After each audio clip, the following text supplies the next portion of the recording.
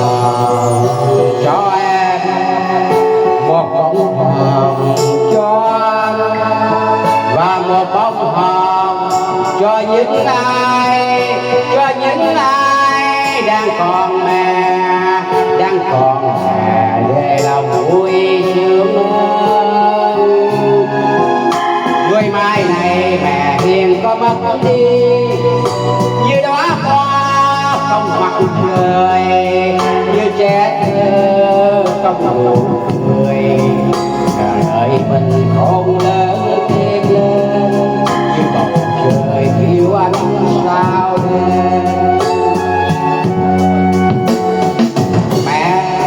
Mẹ là dòng suối diệu hiền, mẹ là nài hát thần tiên, là bóng mát trên cao, làm sáng trăng sao, là hạnh phúc trong đêm khi lạc lối.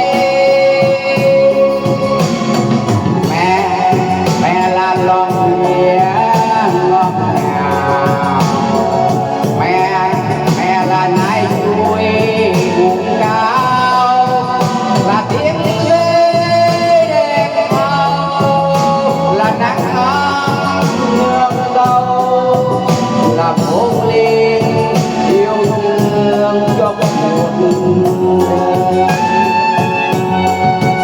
Rồi một chiều nào đó anh về nhìn mẹ yêu, nhìn thật lâu rồi nói với mẹ rằng mẹ ơi mẹ có biết hay không, biết gì biết là con thương mẹ con. Hoa màu hồng vừa cài lên áo cho anh, hoa màu hồng vừa cài lên áo cho em. Thì xin anh, thì xin em, hãy cùng tôi vui sướng đi, hãy cùng tôi vui sướng đi.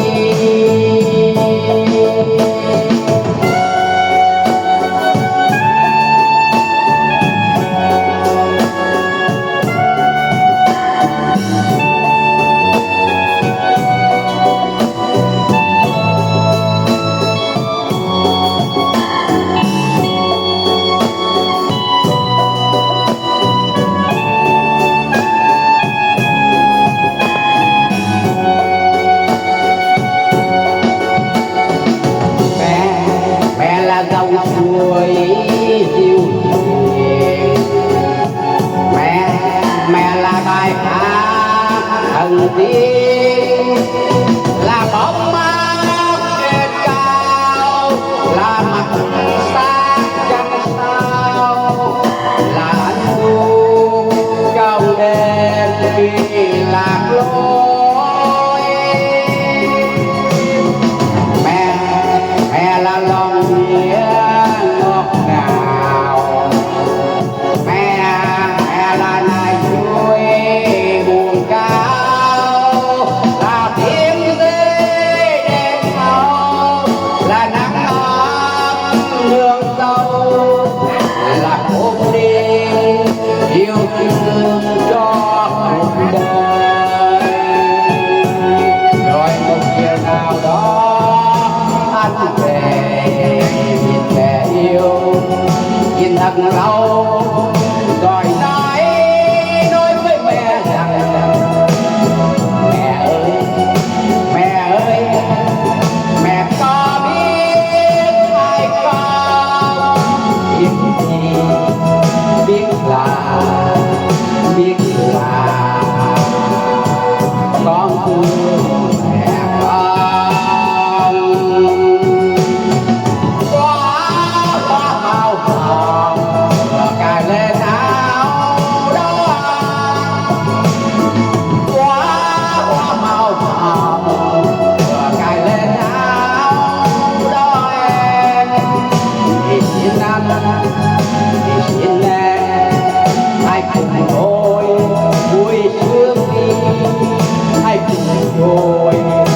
vui sướng